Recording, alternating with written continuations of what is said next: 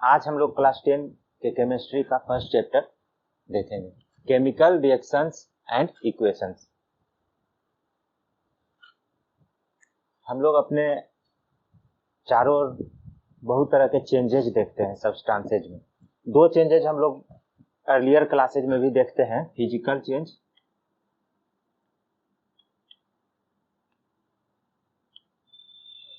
और chemical change.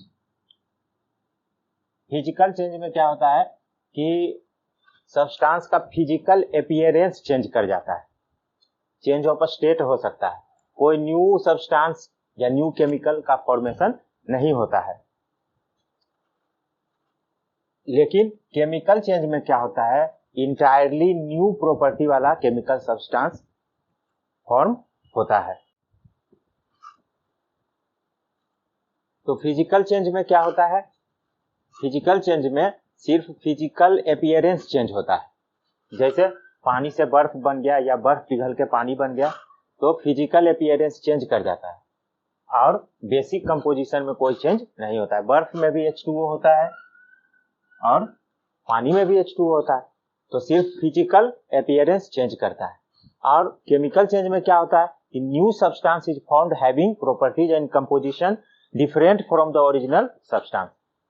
तो जैसे अगर हम लोग लकड़ी को जला दिए तो उसमें जो राख बनेगी, CO2 गैस बनेगा, उसका कंपोजिशन और उसका प्रॉपर्टी और अपीयरेंस सभी चेंज कर जाएगा। तो chemical changes are also called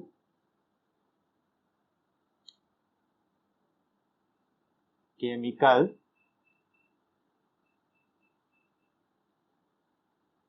reaction.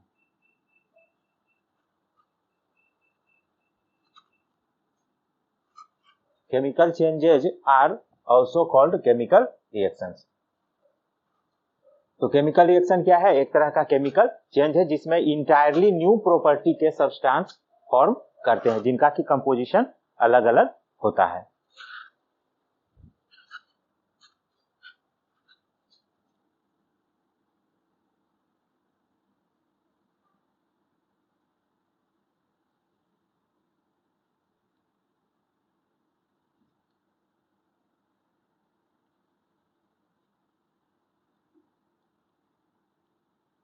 And composition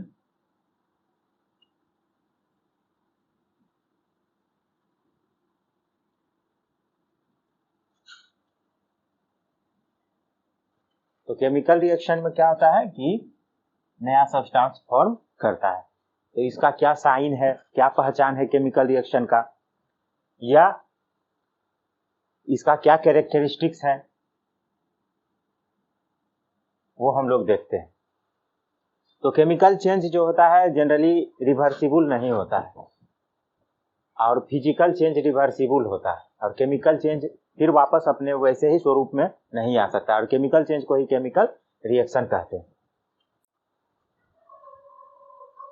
अब हम लोग देखते हैं characteristic features of a chemical reaction या sign of a chemical reaction. पहला,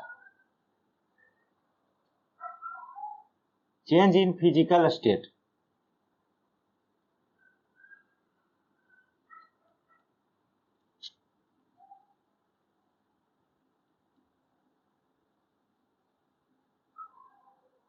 जैसे कि सॉलिड से लिक्विड में चेंज हो गया हो या लिक्विड से गैसियस फॉर्म में चेंज हो गया हो, तो फिजिकल स्टेट में अगर चेंज हुआ हो, जैसे H2+O2 हाइड्रोजन गैस और ऑक्सीजन गैस को रिएक्शन कराने से लिक्विड स्टेट में भी वाटर मिल सकता है, तो H2O का फिजिकल स्टेट क्या हुआ, चेंज कर गया।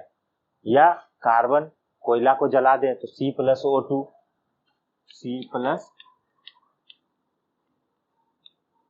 ये गैसियस फॉर्म में हो गया, ये सॉलिड था, ये गैस था, ये भी गैस था, तो क्या हुआ, फिजिकल स्टेट में भी चेंज हो सकता है।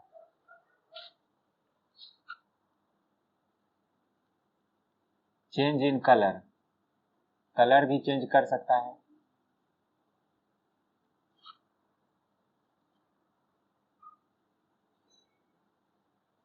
अब evolution of gas, heat, light, sound etcetera. तो रिएक्शन के दौरान गैस फॉर्म कर सकता है, तो गैस फॉर्म करेगा तो बबल्स के रूप में, बबल्स के रूप में। तो evolution of gas, heat, light, sound etcetera. उसके बाद अगला आते हैं हम लोग अगले पॉइंट पे, चौथा, formation of new solid.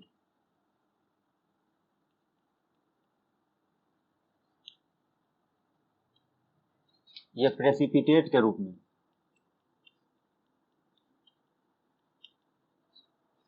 Precipitate के रूप में सॉलिड। तो फॉर्मेशन ऑफ सॉलिड, तो न्यू सॉलिड लिखते हैं। हीट का इवोल्यूशन हो सकता है, तो हीट का एब्जॉर्प्शन भी हो सकता है।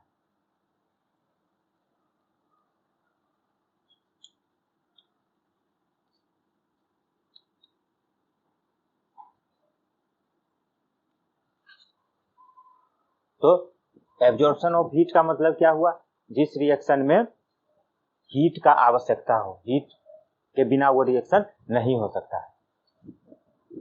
तो ये सब साइन हुआ है, पहचान हुआ कि केमिकल रिएक्शन हो रहा है। तो ये सब इसका कैरेक्टरिस्टिक। अब हम लोग देखते हैं कि केमिकल रिएक्शन होने में उसको लिखते कैसे हैं, रिएक्टेंट कौन होता है, प्रोडक्ट कौन होता है, उसका बैलेंसिंग कैसे करते हैं।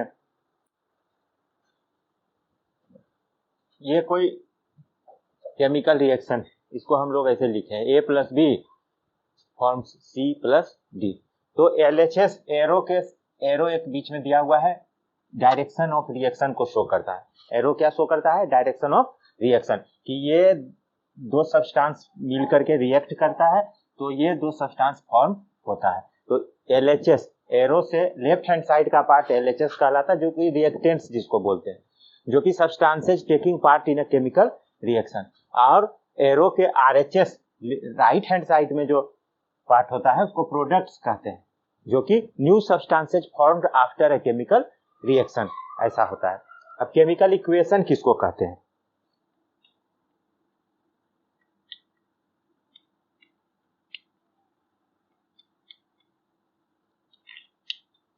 केमिकल इक्वेशन, यही है केमिकल इक्वेशन। केमिकल रिएक्शन को सिंबल्स के रूप में जब हम लोग एक्सप्रेस करते हैं, रिप्रेजेंट करते हैं, तो उसको केमिकल इक्वेशन कहते हैं। इसमें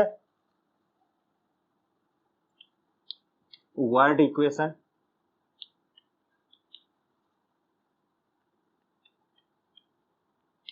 स्केलेटल इक्वेशन और बैलेंस्ड केमिकल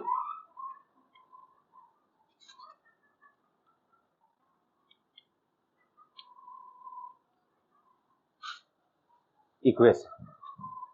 वर्ड इक्वेशन क्या हुआ, वर्ड में जब हम लोग इसको रिप्रेजेंट किए और सिंबल दिए, जैसे कि हाइड्रोजन प्लस ऑक्सीजन वाटर। और स्केलेटल क्या हुआ, जब इसमें इसका सिंबल के रूप में लिखे H2 + O2 H2O।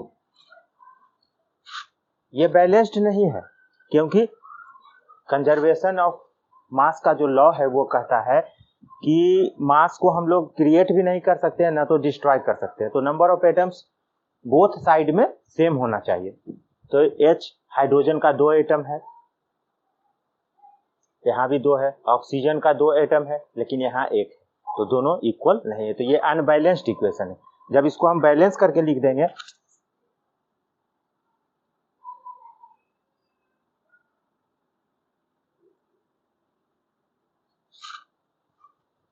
अब देखिए 2 2 4, यहाँ भी 4, ये ऑक्सीजन 2 और यहाँ भी ऑक्सीजन 2, ये हो गया बैलेंस्ड केमिकल इक्वेशन, ये हो गया बैलेंस्ड केमिकल इक्वेशन। तो केमिकल इक्वेशन को वर्ड के रूप में जब लिखते हैं तो वर्ड इक्वेशन होता है स्केलेटल, मतलब कि सिंबल के रूप में एलिमेंट को या सब्सटेंस को लिखते हैं हम लोग। और बैलेंस्ड ये सबसे अच्छा फॉर्म हुआ। अब कैसे इसको और ज़्यादा इंफॉर्मेटिव बना सकते हैं, बैलेंस्ड केमिकल इक्वेशन को या किसी भी केमिकल इक्वेशन को कैसे ज़्यादा से ज़्यादा इंफॉर्मेटिव बनाया जा सकता है। तो इसमें इसका फिजिकल स्टेट को हम लोग लिख सकते हैं कि सॉलिड है या गैस है या लिक्विड है। चेंज ऑफ स्टेट को शो कर सकते हैं, यहाँ हीट है, कंडीशन टेम्परेचर का, हीट इवॉल्व हुआ है या एब्जॉर्ब हुआ है, ये सारा बात यहाँ लिख सकते हैं। तो बैलेंस्ड केमिकल इक्वेशन लिखने की जरूरत क्यों पड़ती है? बैलेंस्ड केमिकल इक्वेशन इसलिए लिखा जाता है ताकि वह ओबे करे law of conservation of mass को। Law of conservation of mass कहता है कि मास को न तो क्रिएट किया जा सकता है ना ही डिस्ट्रॉय किया जा सकता है। इसका मतलब number of atoms of the same element should be same on both sides, LHS and RHS। मतलब रिएक्टेंट में भी जितना अलग अलग तरह का एलिमेंट भाग ले रहा है उसके एटम का नंबर और उसी एलिमेंट के एटम का नंबर दोनों तरफ टोटल मिला के बराबर होना चाहिए।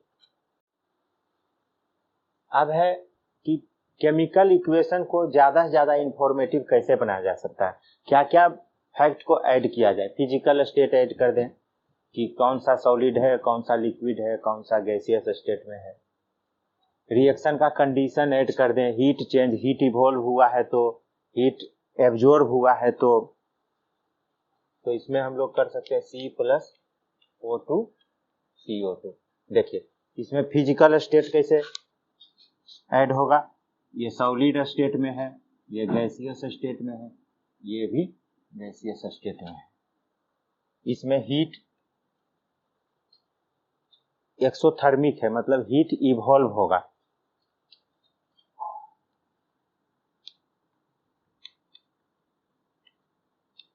इतना हीट जो है इवॉल्व हुआ, तो ये हीट, ये साइन दिखा रहा है कि इतना हीट निकला है, साइन का जरूरत नहीं, गैसियस स्टेट में ये साइन देते हैं। उसी तरह से कंडीशन जो है, रिएक्शन का कंडीशन कैसे लिखते हैं, N2, ये गैसियस स्टेट में है। नाइट्रोजन और हाइड्रोजन, नाइट्रोजन और हाइड्रोजन ये भी गैसियस स्टेट में है।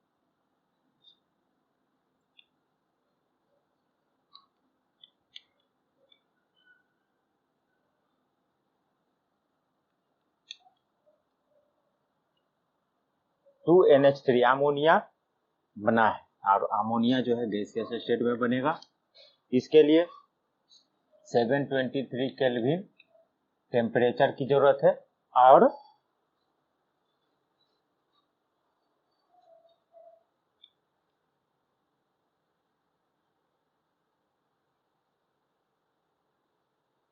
ये प्रेशर है। तो रिएक्शन कंडीशन में क्या है कि नाइट्रोजन और हाइड्रोजन गैसियस स्टेट में है, अमोनिया गैस बना है और इसमें कैटलिस्ट के रूप में आयरन या मोलिब्डेनम का यूज होता है और ये टेम्परेचर है और ये 600 एटमॉस्फेयर प्रेशर है। कंसंट्रेशन के बारे में है कि कंसंट्रेशन क्या, एक रिएक्शन देखते हैं, जिंक प्लस H2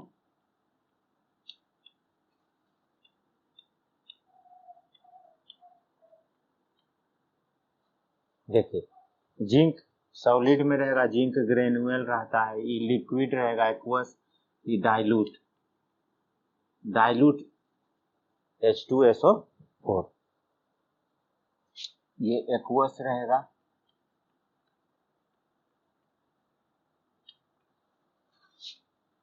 और ये भी लिक्विड है, तो ये तो डाइल्यूट है। तो इसमें हम लोग कह सकते हैं कि कंसंट्रेशन का भी यूज हम लोग कर सकते हैं कि कॉन्सेंट्रेटेड एसिड रहता है तो कॉन्क लिखा था CONC डॉट और ये डाइल्यूट है, Zn प्लस डाइल्यूट H2SO4 बनता क्या है, ZnSO4 एक्वस है। एक्वस जहां भी एक्वस रहे वहां समझना है कि वो पानी में घुला हुआ है, और जहां लिक्विड हो लिखा हुआ तो उसमें वाटर नहीं भी हो सकता है। तो वाटर सोल्यूबल जो रहता है और वाटर में सोल्यूबल जो घुला हुआ रहता है वह एक्वस लिखाता है। Nature of reaction, nature of reaction कि फॉरवर्ड है या बैकवर्ड है, ऐसे रहता है तो फॉरवर्ड रिएक्शन है, ऐसे रहता है तो बैकवर्ड है। और ये जो है रिवर्सिबल, ये हुआ रिवर्सिबल, मतलब कि वापस वैसा बन सकता है। जैसे कि हम लोग H2 प्लस O2 H2, तो H2O से भी वापस H2 और O2 बनाया जा सकता है, तो ये हो गया रिवर्सिबल। और स्पीड ऑफ रिएक्शन स्लो है या फास्ट है,